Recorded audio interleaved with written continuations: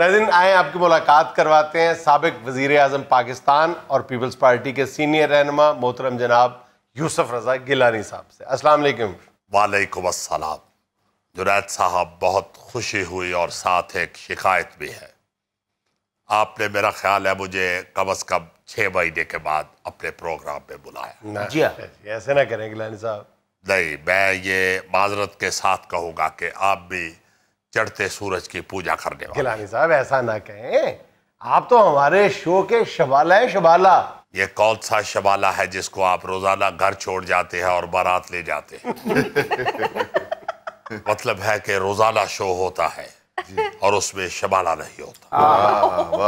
तो मैं ये अर्ज करूंगा कि मैं ये मोहब्बत पे शिकायत कर रहा हूँ, मेरा गिला करना बनता है, चूंकि आपके शो की मैं जान हूँ। जी गिलानी साहब, ये फरमाएं कि अचानक आपने ये सराइकी बेल्ट को सूबा बनाने के हवाले से जो आपका लहजा है उसमें बड़ी तुंदी और तेजी आ गई है। आपने कहा कि जी ये सेक्टेरिएट छोड़ें, हम खुद बना लेंगे, आप सिर्फ खुद मुख्तार सूबा बना के दें हमें। देखें, ये जो जितने भी ये काम कर रहे हैं जी, मैं मादरत के साथ कहूँगा कि ये सारे लॉलीपॉप हैं। अगर इन्होंने सूबा बनाना था तो फिर बनाते जी। ये सिर्फ वहां पे सेक्रेटेरिएट बनाना मेरा ख्याल है कि ये लॉलीपॉप है। ये सूबा बना दे, ये सेक्रेटेरिएट में खुद बनवा लूंगा। अच्छा, आप कैसे बना रहे? वो जिस तरह लड़का नहीं कहता कि गड्डी तू मंगा ले, तेल मैं पवा दिया। हालांकि बात ये भी कोई समझ में नहीं आती। जो शख्स 50 लाख की गाड़ी मंगवा सकता है वो 3000 का पेट्रोल नहीं डलवा सकता।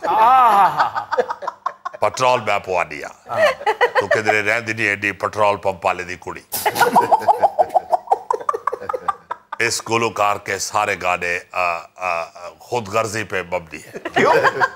वो देखे ना, माड़ा है ते माड़ा से यार जो है तेनू यारी दी पई, ओ माड़ा है ते ओनू किसी डॉक्टर को लेके जा। साडे इस ते कोई माड़ा होवे ते ओनू फौरन डॉक्टर को गिन वेंदे या किसी माड़े की हेल्प करके उन्हें नाल मिला लेने। जी हाँ, तो ये मेरा ख्याल है कि इस तरह की मुनासिब बात नहीं है कि सिर्फ सेक्रेटेरिएट बना दिया जाए, जबकि ऐलान इन्होंने नए सूबे का किया था। तो मैं इसलिए इनसे ये अर्ज करना चाहता हूँ। नहीं, आप अपनी इस ऑफर पे कायम है गिलानी साहब के ये खुद मुख्तार सूबा बनाए, सेक्रेटेरिएट हम खुद बना लेंगे। कहाँ बना लेंगे आप? कोई ऐसी बात नहीं, मैंने बंदोबस्त कर लिया है। मैंने 10 तंबू मंगवा लिए हुए। तंबू हमें सेक्रेटेरिएट बनाएंगे? तो जुनैद साहब, फिर मुश्किल वक्त में तो हर तरह से गुजारा करना पड़ता है। जिस दिन आंधी आ गई कहेंगे जी आज कोई सरकारी काम नहीं हो सकता, सेक्रेटेरिएट उड़ गया है। नहीं जुनैद साहब, ऐसी कोई बात नहीं। बेशक जितनी मर्जी आदि आए, इंशाल्लाह तंबू नहीं हिलेगा। क्योंकि आप फिक्र ना करें, असी किले तगड़े ठुके सू और रस्से भी मजबूत हो सकते। सेक्रेटेरिएट काबू में रहसी। गिलानी साहब, फिर भी तंबू कनाते लगा कर सेक्रेटेरिएट बनाएंगे, गुजरते हुए लोग कहेंगे चलो ब्याह दी रोटी खाने जाएंगे। नहीं, ये वो बड़े तंबुओं की बात नहीं मैं कर रहा। ये छोटे छोटे खैबे हो गए, हर सेक्रेटरी को अलहदा एक खैबा मिलेगा। हाँ, ये खतरा है कि सेक्रेटरी दफ्तर में बैठ के काम कर रहा हो और सेक्रेटरी के दफ्तर में कनात के नीचे से कुत्ता घुस जाए। थोड़ी देर के लिए दफ्तर बंद करना पड़ेगा, चूंकि साहब को बेस पे चढ़ना पड़ेगा। कैमरे लगा के सेक्रेटेरिएट गिलानी साहब, तो जनूबी पंजाब का सेक्रेटेरिएट कम और गरनाता का सेक्रेटेरिएट ज्यादा लगेगा। देखे, फिर तरक्की की तरफ जाने के लिए मुश्किलात का सामना तो करना पड़ेगा। इतना तो हमें भी मालूम है, क्योंकि हमने भी हुकूमतें चलाई है बेशक, और अल्लाह के फजल से इस हुकूमत की तरह नहीं चलाई। इनके दौर में तो पाकिस्तान बैनुल-अक़वामी राब्ते से कट चुका है और अल्लाह के फजल से हमारे दौर में बैनुल-अक़वामी राब्ते धड़ाधड़ तेज हुए थे। पूरी दुनिया गिलानी साहब आपकी इन खिदमात की मोतरफ है।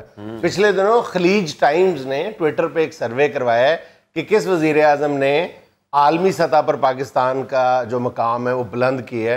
तो 94% ने कहा है इमरान खान ने, 4% ने कहा है नवाज शरीफ ने اور گیلانی صاحب کے حق میں پتہ کتنے فیصد لوگ تھے؟ کتنے صحیح؟ 0.9%. دیکھیں اس طرح کی جو ریسرچ ہے ہم ان پہ یقین نہیں کرتے. وہ کدھر گئی آپ کی پناما لیگ؟ یہ ایک بناوٹی سی چیزیں ہوتی ہیں. ہم اللہ کے فضل سے ہماری روٹس اس وقت پاکستان کی عوام کے اندر ہے. آج بھی آپ کسی کو سڑک پہ کھڑا کر کے پوچھیں کہ آپ کو سب سے زیادہ نوکریاں کس حکومت میں دی، آپ کو سب سے زیادہ سہولیات کس حکومت نے دی، تو ہر شخص جو ہے وہ بھٹو صاحب سے لے کے میرے دور حکومت تک یاد کرتا ہے.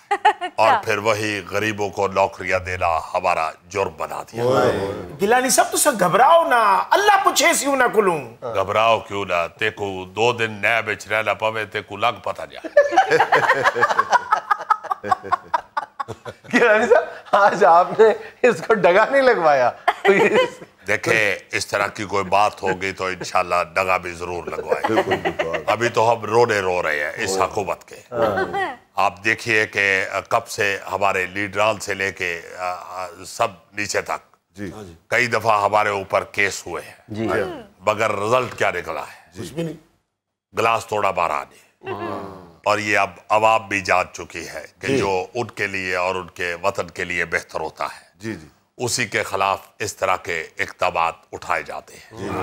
اوے منوسا ایتھے ڈگا بند ہے. لاشے کا ڈگا.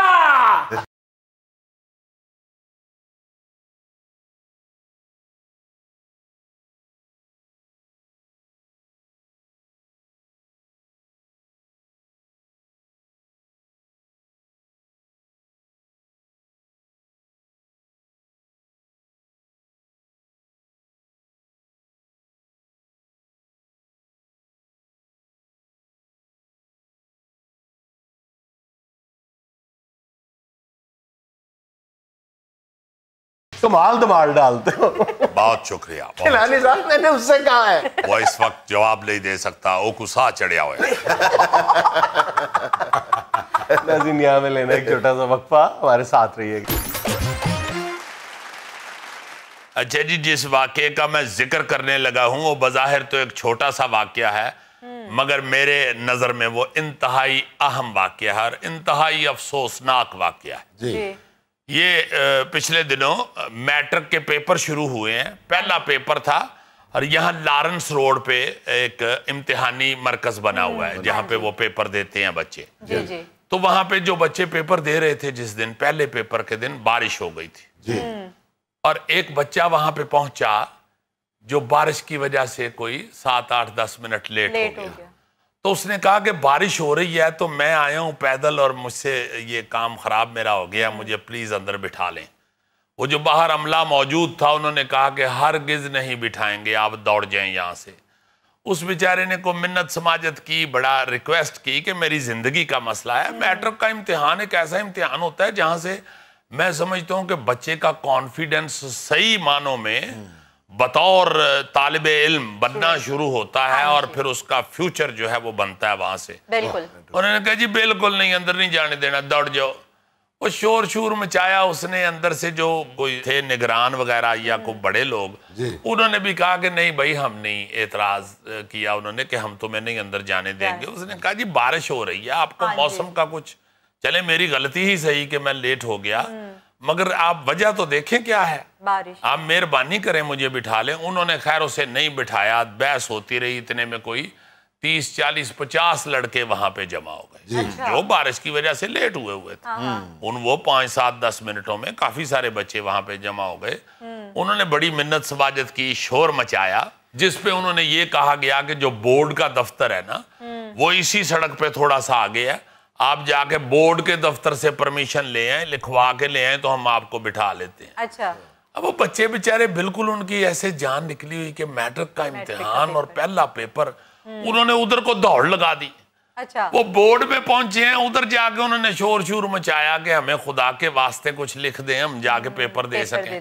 انہوں نے ان کو صاف جواب دے دیا کہ بھئی ہم تو کسی طرح بھی نہیں لکھ کے دے سکتے، آپ ادھر ہی جائیں، ادھر جا کے کہیں ان کو ہی جو ادھر سپریڈنٹ صاحب ہیں امتحانی مرکز کے، ان سے کہیں اگر وہ بٹھاتے ہیں تو بٹھا لیں ورنہ ہم نہیں بٹھا سکتے. بہرحال یہ اسی بھجنس میں جب وہ واپس آئے ہیں، آدھے سے زیادہ ٹائم گزر چکا تھا اور ان بچوں کا پہلا پیپر جو ہے وہ رہ گیا۔